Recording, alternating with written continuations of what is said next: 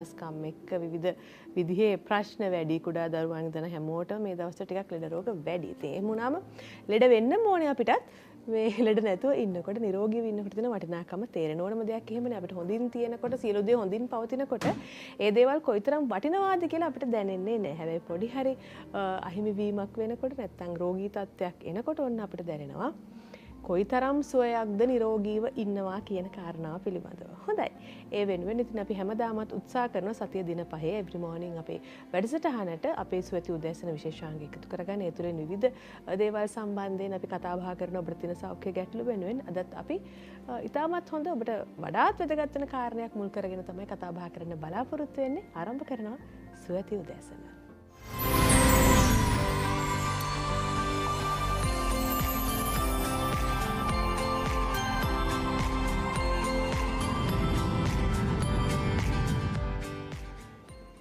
හොඳයි. ඉතින් අපේ ආරාධනය විශේෂයෙන්ම ඔබ දන්නවා දැන් අඟහරුවාදා දවසේ අපි ආරාධනා කරන වෛද්‍යතුමා කවුද කියලා. මොකද බොහෝ දෙනෙක් මේ බලාපොරොත්තු වෙන්න ඉන්න අපි බොහෝ කාරණා සම්බන්ධයෙන් ගොඩක් වෙලාවට අද දවසේ මේ වෛද්‍යතුමාන්ව සම්බන්ධ කර ගැනීමෙන් අපි සාමාන්‍ය ඕනම කාරණයක් වන සරල හැඳින්වීමකට වඩා රෝගයක් සම්බන්ධයෙන්වත් ප්‍රතිකාර සම්බන්ධයෙන්වත් අපේ ජීවිත කොහොමද නිරෝගීව ගත කරන්න ඕනේ කියන කාරණය සම්බන්ධ වුණා ටිකක් විස්තරාත්මකව පැහැදිලිව අපි කියන හිතට දැනෙන්න හිතට වදින්න කතා කරන වෛද්‍යතුමා. ඉතින් කාලයක් ඔහු විශේෂම ශ්‍රී ලංකා සංචාරක අමාත්‍යාංශයේ සහ සංචාරක ප්‍රවර්ධන කාර්යාංශයේ ආයුර්වේද උපදේශකවරයෙක් විදිහට එතුමන් කටයුතු කරා. ඒ වගේම වර්තමානයේදීත් නුගේගොඩ අබේවර්ධන ආයුර්වේද ඖෂධාලයේදී ඔබට පුළුවන් එතුමන්ගෙන් සේවය ලබා ගන්න. ආයුර්වේද ප්‍රජනන වෛද්‍ය ප්‍රතිකාර සේවයේ කීර්තිමත් වෛද්‍ය රංජිත් අබේවර්ධන අපේ ආදරණීය වෛද්‍යතුමා. අයිබෝන් සුබ උදෑසන. අයිබෝන්.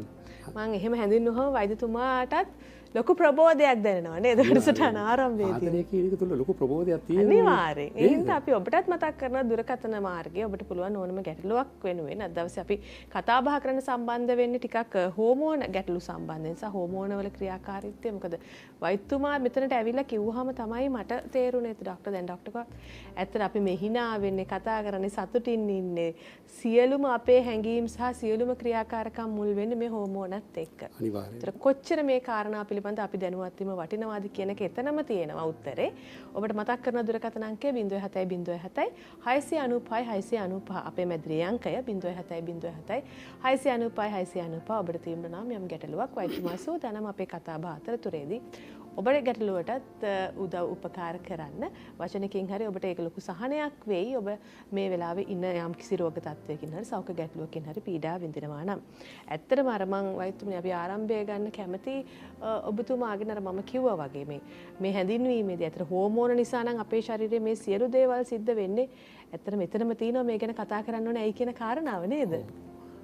හෝමෝන වලින් තමයි ලෝකේ ඔබ මම ඇතුළු සෑම දෙනාම ලෝකයට ජීවියෙක් උත්පත්තිය ලබන්න ඕන කරන හේතු සාධක කොට නැගින්නෙත් හෝමෝන් එක. හැබැයි මේ සාකච්ඡාව පටන් කලින් මම ඔයාලට පුංචි දෙයක් ඔබ කියපු ටොපික් එකත් එක මම කියන්න කැමතියි. ඔබ කිව්වා වර්තමානයේ වෙනකොට ලෙඩ බහුල වෙලා කියලා. ඒක ඇත්ත. දැන් උතන මම වර්ග දෙකක් දකිනවා.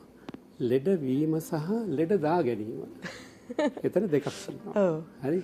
ලෙඩවීම කියන්නේ අපි කවුරුත් ඔබට මේ උපදෙස් දෙන මම පවා අපි රෝගාබාධ වලට ලක් වෙන්න අපේ මේ මනුස්ස ශරීරයේ අද මේ කතා කරන මාතෘකාවත් මේකට අදාළයි විවිධාකාර හේතු මත අපි රෝගීන් බවට පත් වෙන්න පුළුවන්. යම් රෝග හේතු රෝග හැදෙන්නත් හේතු තියෙනවා. රෝගයකුත් නිකන් හැදෙන්නේ නැහැ නේ. රෝග හැදෙන්නත් හේතු තියෙනවා. ලෙඩ දා ගැනීම කියන්නේ ඔබ දන්නවද අපි ගොඩක් අපේ ජීවිත අද වර්තමානයේ වෙනකොට අපි හැමදේම අපේ කමින් ඈත් කරලා අපි බටහිර වෙලා තියෙන්නේ. බටහිර වුණත් කමක් නැහැ. හොඳ ටික විතරක් අරගෙන.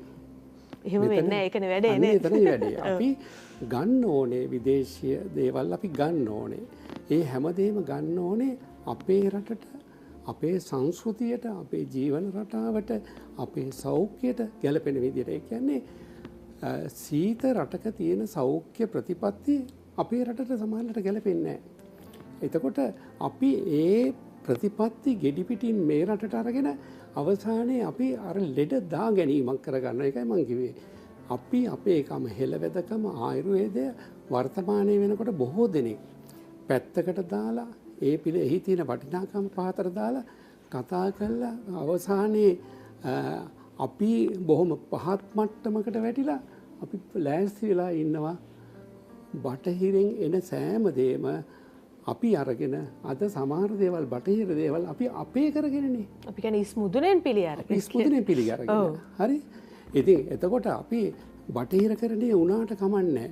ඔබ අපේ ක්‍රමය විලාසිතාවද හැමදේම බටහිර කරන්නේ වෙන්න ඕනේ. අපි පුළුවන් උපරිමයෙන් අපිට ගැලපෙන අපේ රටට උචිත විදියට අපි වෙන්න ඕනේ. ඒකේ වරදක් මම දකින්නේ නැහැ. ඒ නිසා සෞඛ්‍ය හේතුවලදී ලෙඩවීම විය හැකි වෙන්න පුළුවන්. අපි කාටත් වෙනවා. ලෙඩ දා ගැනීම කියන එකේදී අපි පුළුවන් තරම් අපේ ප්‍රතිපත්ති අපේ ළඟට අරගෙන අපේ සෞඛ්‍ය ක්‍රමවේද ළඟට අරගෙන අපි ඒවා තුළ අනුගත වෙලා කටයුතු කරොත් අර අපි ලෙඩ දා ගැනීම කියන එක අපිට අවම කරගන්න පුළුවන්. ඒ නිසා අරුණි අපි ඉදිරියේදී මේ සාකච්ඡාවල් වලට ඔබ අපිත් එක්ක එකතු වෙනකොට මේ හෝමෝන ක්‍රියාවලියේදී පවා ලෙඩවීම සහ ලෙඩ දා ගැනීම මොකක්ද කියන එක ඔබට අවබෝධ කරගන්න පුළුවන් වෙයි. මේකත් අර විනාඩි 25 30කින් ඉවර වෙන එකක් නෑ අරුණි. මොකද ඉස්සෙල්ලාම ඩොක්ටර් කෝගේ ඒක තේරුම් කරලා දෙන්න එපයි නේද? ඔව්. ඒ කියන්නේ ඒකට හේතුව තමයි දැන් අපි මේ කතාවේ ආරම්භයේදී අපි තේරුම් ගන්න ඕනේ හෝමෝන වලින් මොනවද අපිට වෙන්නේ කියන එක. ඒකේ අනිත් පැත්ත අපි කතා කරමු. හෝමෝන වලින් අපිට මොනවද නොවෙන්නේ? අපි මේ ජීවිතේ ගත කරන සෑම දෙයකදීම අපිට හෝමෝන වල සහයෝගය අවශ්‍යයි. ඒ සහයෝගය ලබා ගන්න නම් හෝමෝන ක්‍රියාවලිය හොඳ මට්ටමක පැවතිය යුතුයි. හෝමෝන ක්‍රියාවලිය දුර්වල මට්ටමකට පැවතුනොත් එහි තියෙන ශක්තිමත් භාවයේ හීන වුණොත් අපි රෝගවලට ලක් වෙනවා. අපේ ප්‍රතිශක්තිය දුර්වල වෙනවා. මේ සෑම දෙයක්ම වෙනවා. දැන් ඉදිරියේදී කතා කරන ඔබට තේරෙයි කොයිතරම් දෙයක් වෙනවද කියන එක. හෝමෝන හොඳ මට්ටමින් තිබුණොත් අපි හොඳ සාර්ථක ජීවිතයක්. ඒ කියන්නේ සෞඛ්‍ය විතරක් නෙවෙයි. සෞඛ්‍ය පිරිහුණාම අපේ ජීවිතේ සෑම දෙයක්ම කඩා වැටෙනවා. සෞඛ්‍ය පිරිහුණාම. එතකොට සෞඛ්‍යමය తত্ত্বය, සෞඛ්‍යමත් භාවය අපි ගොඩනගා ගත්තොත් ආයුර්වේදයෙන් නිතරම කියන දේ තමයි ස්වස්ථ පුද්ගලයා. ඒ කියන්නේ ස්වස්ථ පුද්ගලයෙක් බවට අපේ මේ උපදෙස් තුලින් අපේ සුප්‍රීම් ටීවී අපේ ප්‍රේක්ෂිකාවන්ට ප්‍රේක්ෂකයින්ට මේ පණිවිඩය හරියට ඔබේ ජීවිතයට එකතු කරගත්තොත් ඔබ ස්වස්ථයෙක් වුණොත් එය ඔබේ ජීවිතයට ලොකු ශක්තියක් වෙනවා. ඒ වගේම අපිටත් ලොකු සතුටක් අනිවාර්යෙන් වෙනවා. ඔව්. එතකොට ඒ පණිවිඩය ඔබට මම මේ ආරම්භයේදීම දෙන්න කැමති. එච්චරටම ලංකාවේ බොහෝ දෙනෙක් හෝමෝන ගැන තියෙන වටිනාකම ගොඩක් දෙනෙක් දන්නේ නැහැ. ඒක දැනගත්තොත් ඔබ හෝමෝන පිළිබඳව ගොඩක් සැලකිලිමත් වෙයි. මේ වෙනකොට ඔබට තියෙන සමහර රෝග හෝමෝන නිසා ඇති වුණු බව ඔබට වැටහෙවි. ඒ තරම් දෙයක් නිරෝගිමත් වෙන්නත් හෝමෝන බලපානවා. එතන වරද්ද ගත්තොත් දුර්වල වීමටත් බලපානවා. ඒ නිසා කෙටියෙන් අපි කියන්නේ කතා කරොත් දෙයක් මවගේ කුසට එන කලලය. ඒ කියන්නේ ගැබ් ගැනීම පවා සිද්ධ වෙන්න හෝමෝන අවශ්‍යයි. හෝමෝන ක්‍රියාවලිය අවශ්‍යයි. එතනදී අරුණේ දැන් ගැබක් ඇති වුණාට පස්සේ ඒ ගැබ ක්‍රමානුකූලව වර්ධනය වෙලා අතපය වැඩිලා මේ කුස ඇතුළේදීම එතකොට ඒ දරුවාගේ හුස්ම ගැනීමේ ක්‍රියාවලිය හදවත ගැස්ම මේ සෑම දේම වෙනකොට වෛද්‍යවරයා මේ පරීක්ෂා කළා ඒ කාලවලට අවශ්‍ය වෙන සමහර විට හෝමෝන ක්‍රියාවලිය පවා සැලකිලිමත් වෙනවා. එතනින් තේරුම් ගන්න ජීවියෙක් නිර්මාණය කරන්නත් හෝමෝන අවශ්‍යයි. ඒ නිර්මාණය වූ ජීවියා මේ ලෝකෙට දරුවෙක් වශයෙන් බිහි වෙන්නත් හෝමෝන අවශ්‍යයි. ඒ බිහි වුණු දරුවාගේ මුළු ජීවන ක්‍රියාවලියටම හෝමෝන අවශ්‍යයි. අපි නැති වෙන දවසේදී හෝමෝන ක්‍රියාවලිය සම්පූර්ණ ඉවරයි. ඉතින් ඒ නිසා දැන් අරුණි මේ කෙටියෙන් කරපු හැඳින්වීමේදී ඔබටත් තේරෙනවා ඇති මොනවටද හෝමෝන අවශ්‍ය නැත්තේ. අවශ්‍ය නොවන්නේ මම දැන් එක කියන්න ගියේ වත්තමා කියන. එතකොට අරුණි හෝමෝන කිව්වම මේ එක වචනයකින් හැඳින්වීමට හෝමෝන කියලා හෝමෝන වර්ග ගණනාවක් අපේ ශරීරය තුල තියෙනවා. එතකොට එක එක ක්‍රියාවලියන් වලට අවශ්‍ය කරන එක එක හෝමෝන වර්ග තියෙනවා. ඒක කියන්නේ පුළුල් දෙයක්. ඒ කියන්නේ අවුරුද්දේම මට හෝමෝන් ගැන කතා කරන්න පුළුවන්. පුළුල් දෙයක්. එතකොට මේ හෝමෝන වලින් තමයි මේ සියලුම කාර්යයන් සිද්ධ වෙන්නේ. එතකොට ඒ තැන්වලට අවශ්‍ය කරන හෝමෝන වල ක්‍රියාකාරීත්වය විවිධයි. ඒ වගේම තව තැනක මේවා ගොඩක් නිෂ්පාදනය වෙන්නේ නිර්නාල ග්‍රන්ථිවල. නිර්නාල ග්‍රන්ථි කියන්නේ නාලයක් නැති ග්‍රන්ථියක්. එතකොට මේ නිපද වෙන හෝමෝන ඔබේ මගේ ශරීරයේ සංසරණය වෙන්නේ රුධිරයත් එක්ක. එතකොට එක තැනක නිෂ්පාදනය වෙන හෝමෝනය තව තැනක ඉන්ද්‍රියකට බලපානවා. දැන් උදාහරණයක් අපි ගත්තොත් තයිරොයිඩ් ග්‍රන්ථිය. තයිරොයිඩ් ග්‍රන්ථිය තියෙන්නේ මේ ප්‍රදේශයේ උගුරේ. ඇතුළට වෙන්න තියෙන්නේ. එතකොට මේ තයිරොයිඩ් ග්‍රන්ථියේ නිපද වෙන TSH හෝමෝන් එකත් වර්ග කිරීම කරනවා. සමහර දේවල් නිෂ්පාදනයට අදාළ වෙන්නේ පිටියුටරි ග්‍රන්ථිය. එතකොට අපි හිතනවා සියලුම දේ වෙන්නේ තයිරොයිඩ් ග්‍රන්ථියෙන් කියලා. නෑ. එතකොට තවත් දේවල් නිෂ්පාදනය වෙන්නේ පිටියුටරි ග්‍රන්ථිය අවශ්‍යයි. එතකොට ඒකේ සහයෝගය තයිරොයිඩ් ග්‍රන්ථියට අවශ්‍යයි. එතකොට ඒ ක්‍රියාවලිය කාන්තාවකගේ ඩිම්බ ක්‍රියාවලියට බලපානවා, ප්‍රජනන ක්‍රියාවලියට බලපානවා. මේ සෑම දෙයකටම බලපානවා. අපි කියන්නේ මේක එක්තරා ලින්ක් එකක්. ලින්ක් එකක්. ඇත්තටම අරුණේ මේ අපේ මුළු ශරීරයම එක්තරා විදියක මේ ක්‍රියාවලිය සිද්ධ වෙන එකකට එකක් බැඳුණු ක්‍රියාවලියක් එක්ක. මේ බැඳුණු ක්‍රියාවලිය යම්කිසි තැනකදී ඒක කැඩුනම ඒක නැවත, ඒ කියන්නේ අපි කියන්නේ පීල්ල පැන්නට පස්සේ ඒ පීලි ගත කරන්න කෝච්චියක් පීලි පැන්නම පීලි ගත කරනවට වඩා අමාරුයි. දැන් දුම්රියක් පීලි පැන්නම කියනවා පැය 3-4කින් දැන් පීල්ල සකස් කරලා තියෙන මේ මාර්ගය හරි කියලා.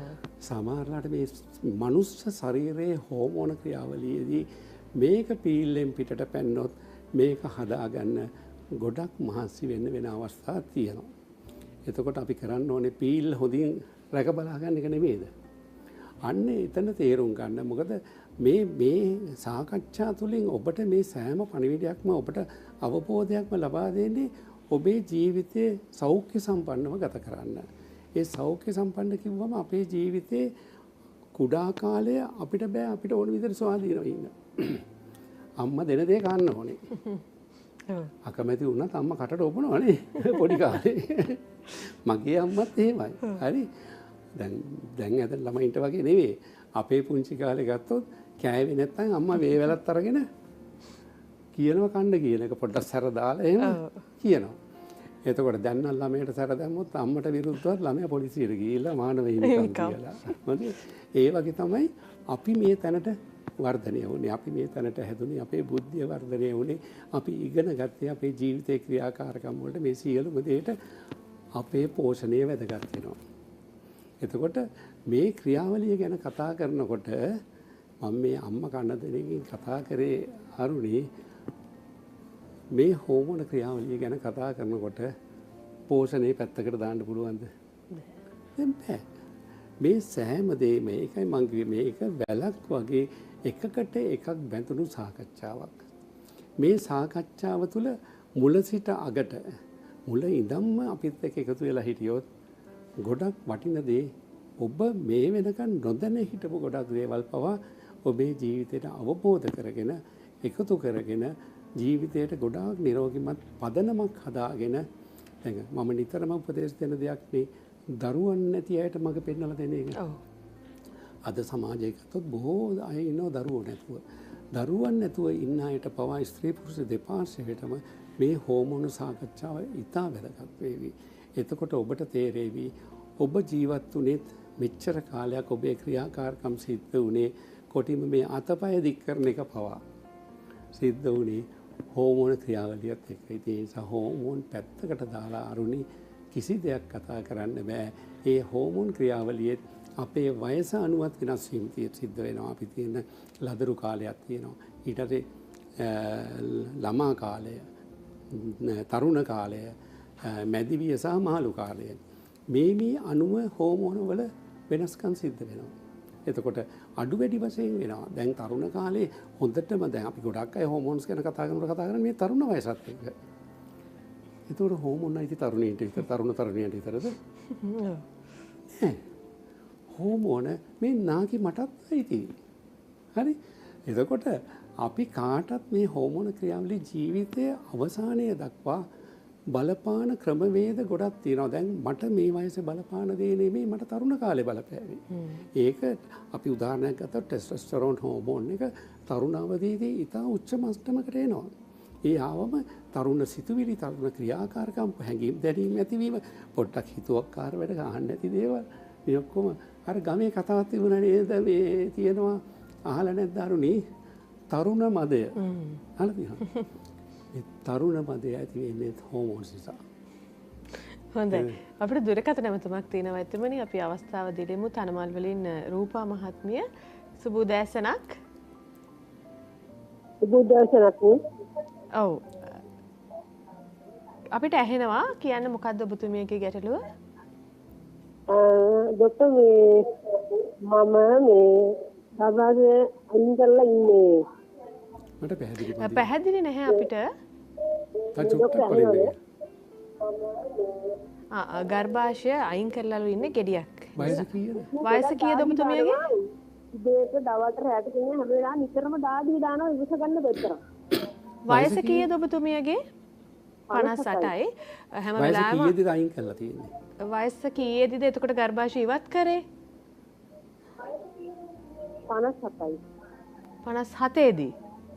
හරි. එතකොට මේ සම්පූර්ණ පද්ධතිය ඉවත් කරාද ගර්භාෂය පමණක් ඉවත් කරාද?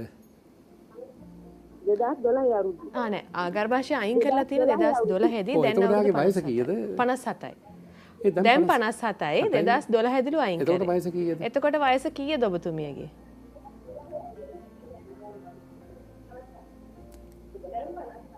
ඔක්කොම නැමේ කියන දේ පැහැදිලි මදි. මේ මම පොදුවේ උත්තරයක් දෙන්න. දැන් 57යි නේ. එතකොට 40 ගාන නේ 45යි. 45නේ 45යි. 45යි. හරි. ප්‍රජනන පද්ධතියමයි කරාද ගර්භාෂය පමණක් අයින් කරාද? මුළු පද්ධතියම අයින් කරාද?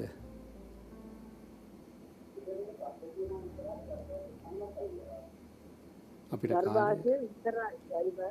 ගර්භාෂය විතරයි. දැන් අධිකව දහඩිය දානවා කියලා තමයි එතන ගැටලුව. ඔව්. අපි මෙහෙම ඕක තේරුම් ගමු. මේක ගොඩක් දුරට මේ වයසේ ඉන්න මැදිවියේ කාන්තාවන්ට සැමටම වැදගත් වෙන හැබැයි පහුගිය දවස්වල ඔය ගැනත් මම ගොඩාක් දේවල් කියලා දුන්නා. එකින් එක කියලා දුන්නා. ගොඩක් අය අපෙන් උපදෙස් අහන්නේ ගර්භාෂයත් අයින් කරලා ඉවර වෙලා. හැබැයි මේ රටේ ඉවත් කරන ගර්භාෂ වලින් මම හිතන්නේ 70%ක් 80ක් විතර ආයුර්වේද වෙදකමින් අපිට රැකලා දෙන්න පුළුවන්. නමුත් දැන් ඔබ ඉවත් කරලා ඉවරයිනේ. දැන් ඉවත් කරාට පස්සේ පමණක් නෙවෙයි සාමාන්‍ය මැදිවියට ඇවිල්ලා ආර්ථවය නවතින ආසන්න කාලය සහ ආර්ථවය නැවතුනට පස්සේ කාන්තාවන්ට ওই උෂ්ණතික තත්ත්වයක් දැවෙන ගතියක් පොඩ්ඩක් රස්නේ වැඩි ගතියක් පොදුවේ දැනෙනවා. දැන් අපි හිතුව මේ කාන්තාව ගර්භාෂය අයින් කළානේ. එතකොට ගර්භාෂයේ තියෙන කාන්තාවකට හිතෙන්න පුළුවන් ඇයට මෙහෙම වෙන්නේ නැහැ කියලා. ඔව්. මේක ගර්භාෂය ඉවත් කරත් නැතත් සෑම කාන්තාවකටම මැදිවියේදී දැනෙන්න ප්‍රශ්නයක්. හැබැයි ගර්භාෂය ඉවත් කරපු කෙනාට ප්‍රජනන පද්ධතිය ඉවත් කරපු කෙනාට අනිත් කෙනාට වඩා මේක ටිකක් වැඩිපුර දැනෙන්න පුළුවන්.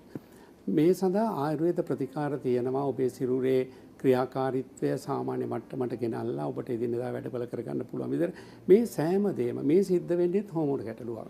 මොකද මැදිවියට ආවට පස්සේ කාන්තාවකගේ හෝමෝන ක්‍රියාවලියත් එක්ක සිද්ධ වෙන ආර්තව ක්‍රියාවලිය නවතිනවා. ඔසොප් වීම නවතිනවා.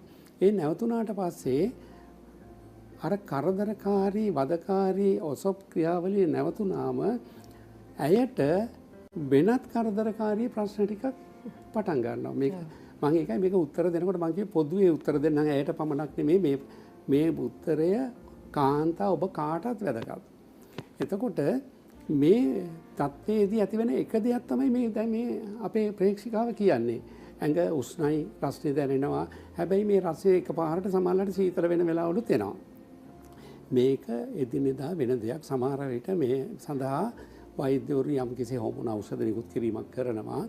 හැබැයි අපි අපේ ආයුර්වේද ක්‍රමේදී කිසිම හෝමෝන ඖෂධයක් නැතුව හෝමෝන ක්‍රියාවලිය යම්කිසි ගර්භාෂය නැති කෙනෙකුට කටයුතු කරන විදිය එක විදියක්, ගර්භාෂය ප්‍රජනන පද්ධතිය තියෙන කෙනෙකුට කටයුතු කරන විදිය තව විදියක් අපේ ඖෂධ ක්‍රම තියෙනවා.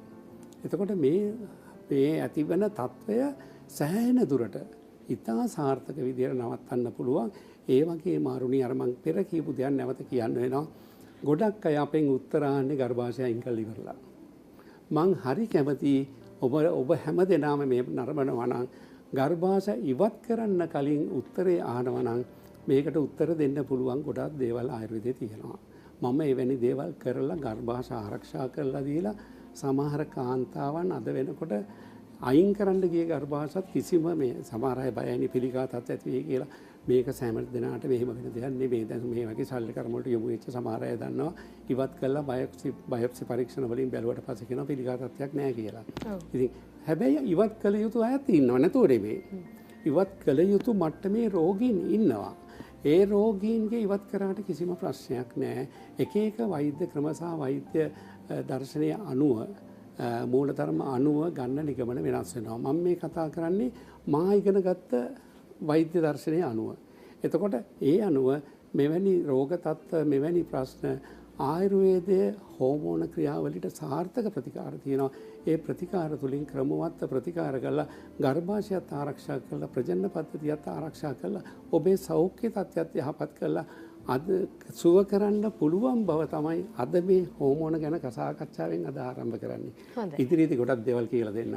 ආරම්භය විතරයි අද මේ අපි හෝමෝන ගැන ගත්තේ. හෝමෝන පිළිබඳ සාකච්ඡාව ඉතින් ප්‍රතිකාර වෛද්‍ය ක්‍රමය සහ මේ වෛද්‍යවරයා තෝරා ගැනීම බොහෝ වැදගත් කාරණා කිහිපයක් තියෙනවා. මොකද මේක වෛද්‍ය ක්‍රමය තෝරා ගැනීමේදී දේවල් තියෙනවා. ඒ වගේම මේ ක්‍රමය තුල ඉන්න එයට ගැළපෙන වෛද්‍යවරයා තෝරා ගැනීමක් තියෙනවා. ලබන සතියේ අමතක නොකර කතා කරමු. ඒක වරද්දගත්තොත් ඔක්කොම ක්‍රමයේ වර්ධින. හොඳයි. අපි දුරකථන අංක මතක් කරනවා 0112 76 94 86 0112 76 94 86 ඒ වගේම ශ්‍රේණික ඇමතුම් අංකය 077 888 69 87 077 888 69 87 අබේවර්ධන ආයුර්වේද ඖෂධාලය නම්බර 22 දුම්රියපල පටමග නුගේගොඩ කියන ස්ථානයේදී ඔබට වෛද්‍යතුමා මුණ ගැහෙන්නත් අවස්ථාව තියෙනවා. අපි ආයෙත් සජීව ඔබට වෛද්‍යතුමා මුණ ගැසෙනවා ලබන අඟහරුවාදාවේ. ස්තුතියි. ආයිබෝන් බෑමටත්. හොඳයි. කෙටි විරාමයකින් අනතුරු අපි සූදානම් ඉසිවරි සවිශේෂාංගයෙන් ඔබ මුණ ගැහෙන්න. Every morning. කුරුලෑ කියන්නේ සාමාන්‍ය දෙයක්. ඒත් සාමාන්‍ය තත්ත්වය අසාමාන්‍ය වුණු මට ගොඩක් දේවල් කරන්න වුණා. කුරුලෑ කැඩුවා, වලවල් හැදුණා, ගොඩක් දේවල් කරා. ඒත් අද හොඳම පිම්පල් සර්ජන් හම්බුණා. Golden Touch Pimple Care.